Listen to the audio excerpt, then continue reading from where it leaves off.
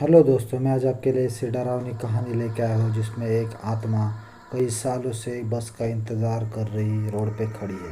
ये कहानी मेरे दोस्त ने मेरे को बताई थी, जो उसके दोस्त के साथ घटी थी। मेरे दोस्त का नाम है राजेश।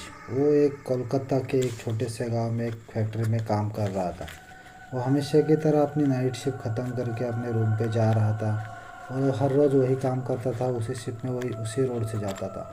वो रोड काफ़ी सुनसान रोड थी। वहाँ पर ना जा स्ट्रीट लाइट थी और ना ही गाड़ियाँ जाती थी। वो हमेशा की तरह अपने का ड्यूटी ख़त्म करके रात के 2:30 बजे उस रोड से जा रहा था। वो जाते टाइम अपने घर के बारे में सोच रहा था, काम के बारे में, और रूम पे जाके सोने के बारे में सोच रहा था। ऐसे ही सोच रहे थे, थोड़ा आगे जाने के बाद उसे कुछ 2-3 गाड़ियाँ जाती हुई दिखी। वो फिर उनके साथ हाथ कर रहा था, मगर वो रुकी नहीं और वैसे ही चला गया। तो सोचा हर बार की तरह वो ऐसे ही चल के जाने वाला था। थोड़ा आगे जाने के बाद उसे एक औरत अपने 100-200 मीटर के दूरी पर एक औरत खड़ी मिली। उसके हाथ में एक पर्स थी और उसके पैरों के नीचे भी एक बैग पड़ी थी, और एक सफ़ेद प्रिंटेड साड़ी पहनकर सिर पे पल्लू डाल के खड़ी थी।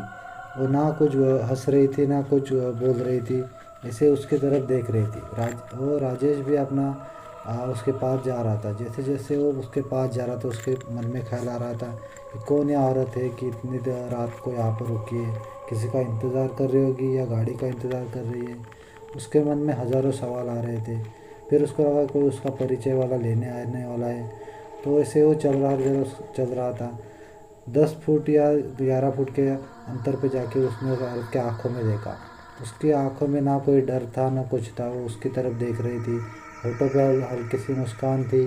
ये सब देखकर राजेश थोड़ा सा डर गया कि उस औरत के अगर एक मर्द को अकेला देख के वो का डरनी चाहिए, मगर वो डर नहीं रही थी।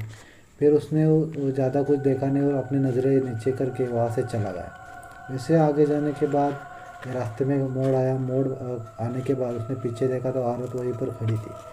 तो उसके मन में ख्याल आने लगा कि कोई भूत तो नहीं है, या कोई कुछ और होगा, क्या कौन उसको लेने आया होगा इतने रात को, उसने उसको घर से निकाला होगा। ये सब सोचते सोचते राजेश अपने रूम की तरफ जा रहा था।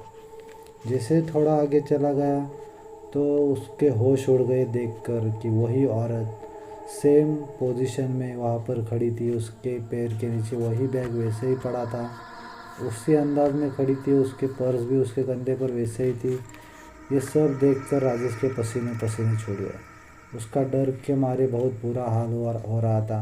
मगर वो लड़की अभी भी उससे कम से कम 10-15 मीटर दूर थी। तो वो क्या करे क्या ना करे, पीछे भागे आगे भागे, उसको समझ नहीं आ रहा था। तो राजेश ने आव न देखा न ताव देखा, वो सीधा उस लड़की के अपोजिट साइड रोड पे जाके सीधी दौड़ लगाई। ना उसने आगे देखा ना पीछे देखा। वो सीधा अपने रूम की तरफ भाग भाग भाग कर उसको थक गया और उनके बाहर जाके वो खड़ा रह गया और वहाँ पर ज़ोर ज़ोर से सांस लेने लगा। ये सब उसके मन में विचार आ रहा था कि कौन लड़की थी, कौन ये थी।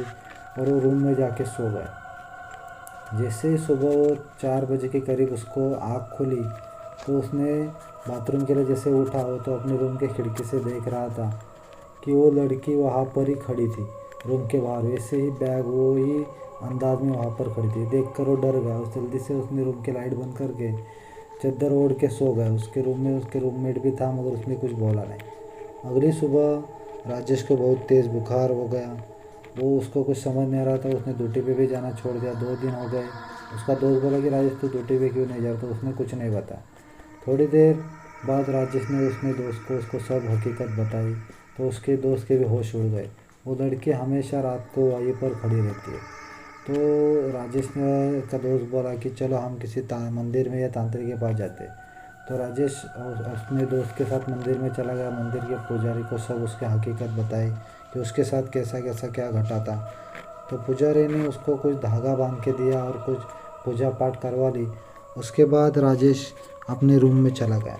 उस रात राजेश पूरी रात सो नहीं पाया। वो हर बार उठ के आधे आधे घंटे में खिड़की की तरफ देख रहा था, तो उसको कोई औरत दिखाई नहीं दी। और फिर उसने दूसरे दिन काम पे जाने का सोचा। नाइट शिफ्ट थी। नाइट शिफ्ट में वो चला गया। नाइट शिफ्ट में आते टाइम वो उसी रोड से चल रहा था। चलते चलते वो बहुत डरा था। उसका पसीना पसीना छूट रहा था। वो पूरा रास्ता पार करके अपने रूम पे आ गया, मगर उसे कोई वो लड़की वापस दिखी नहीं।